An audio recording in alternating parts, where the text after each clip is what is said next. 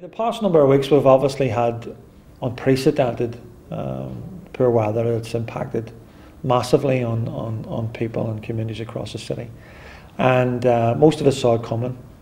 Sinn Fein, our councillors, our party activists obviously saw it coming, and we've been on the ground working with people in our areas, with residents groups, with our own activists. In the first instance before Christmas, to try and ensure that we dealt with the initial cold spell. The grip was delivered, salt was delivered.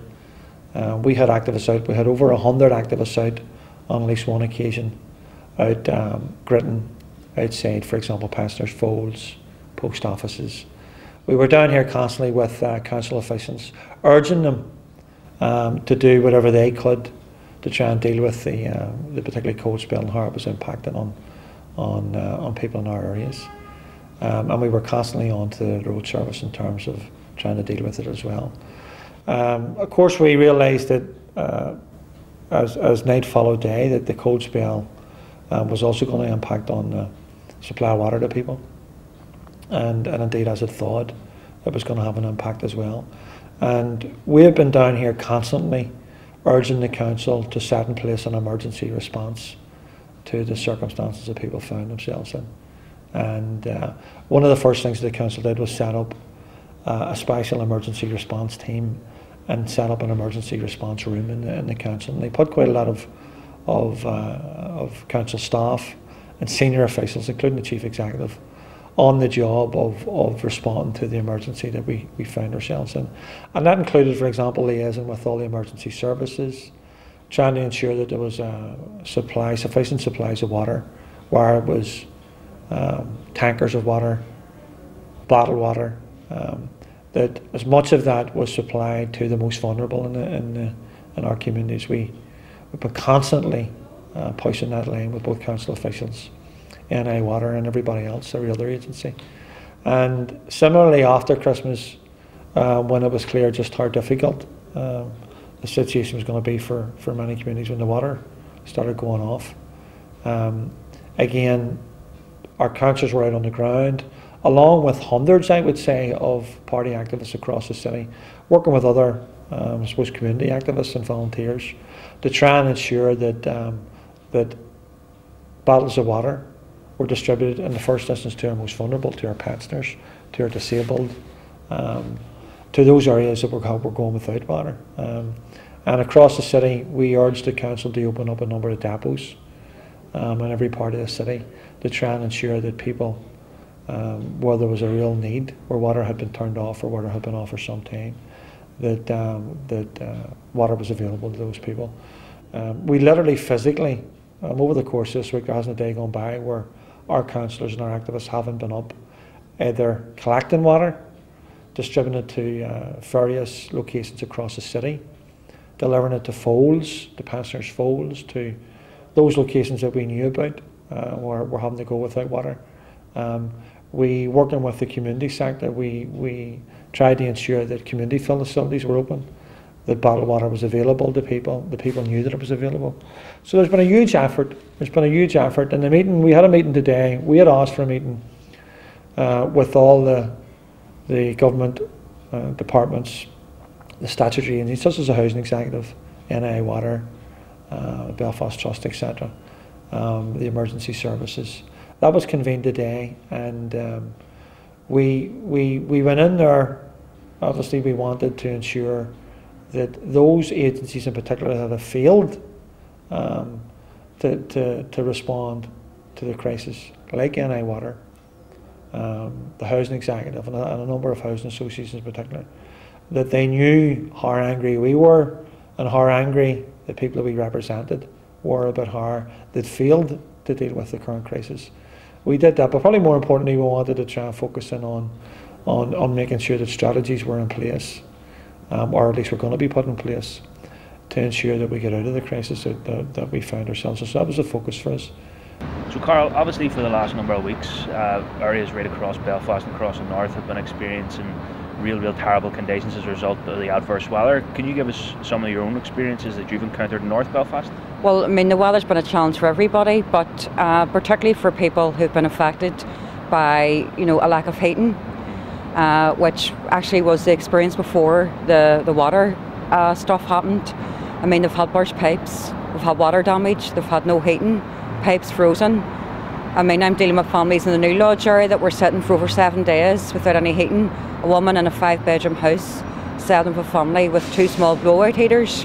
And that's the sort of experience people have been dealing with. And then the water stuff happened. Thankfully, we weren't that too badly affected in North Belfast compared to some other areas. But the fact of the matter is this, when you're sitting in those conditions, it's all relative to yourself.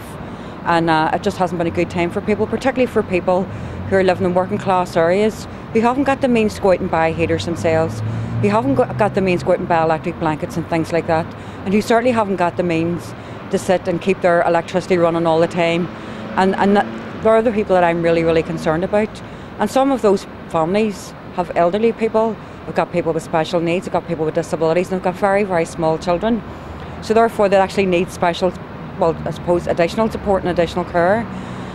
And for that additional support and care to happen, it meant to say that the agency primarily responsible, the housing executive, have to say weren't that great in responding. The subcontractors, the heating contractors that come out, people come out to turn water pipes off, then come back again, you know, weeks later or days later, sorry, to fix it again. And I meant to say the whole problem was elongated, it was strung out, and it just added to the sense of misery that people were experiencing. So what about in terms of the response from initially the housing executive and their different contractors, and then the problems people face with organisations like NI Water and others? You know, could you give us some of your experiences? The response from the housing executive in particular, across the board, has been fairly shoddy.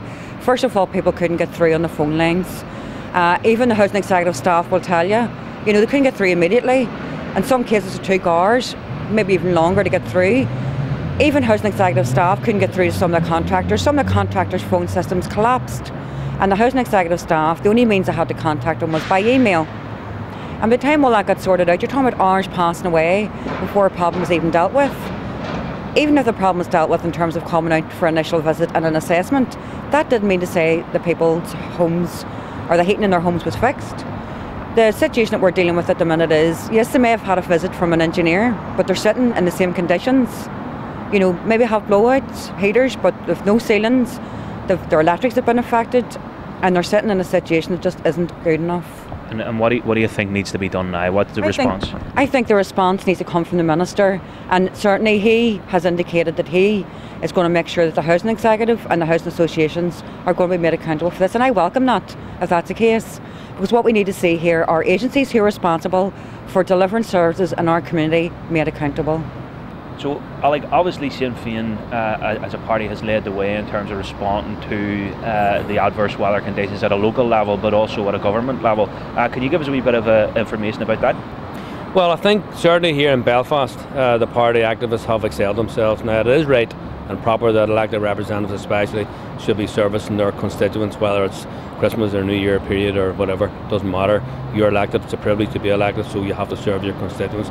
But I think what the Belfast party structures have done here this week has been to come together to bring all the expertise of all of the elected representatives, councillors and MLAs and the party, you know, organisers right across the city. We have brought together a network of people, and we've, you know, brought together the best experienced people we have in this city. We've been involved in distribution of water. We've been working very closely with the council to make sure that the work the council here is doing in Belfast City Hall in terms of distributing water and making sure that facilities are open for people to get showered and so on, that the party's been helping to direct the council officials where the best place to put those things. So the local knowledge that our people have, the networks that we're involved in, have paid a dividend in terms of getting bottled water and so on directly to those who need the most. I think that a lot of our time and effort as representatives has been taken up trying to make sure that people's houses which have been damaged with burst pipes and so on, that those repairs are seen to. It has been a real uphill slog because clearly management in particular and all of the statutory agencies, and we believe, have failed miserably. So our activists have brought together a very, very good team of workers who have been able to, because of our local knowledge and our local expertise, provide the best kind of service to people in Belfast that they've been able to do that now. It's been about getting repairs done, getting water distributed and getting water turned back on again. I'm sick listening and looking at other politicians who I've seen spend more time, seems to me, on their Twitter or on their tweet or whatever else they do, rather than actually getting their sleeves rolled up and going helping people. They're prepared to make party political points. As far as I'm concerned,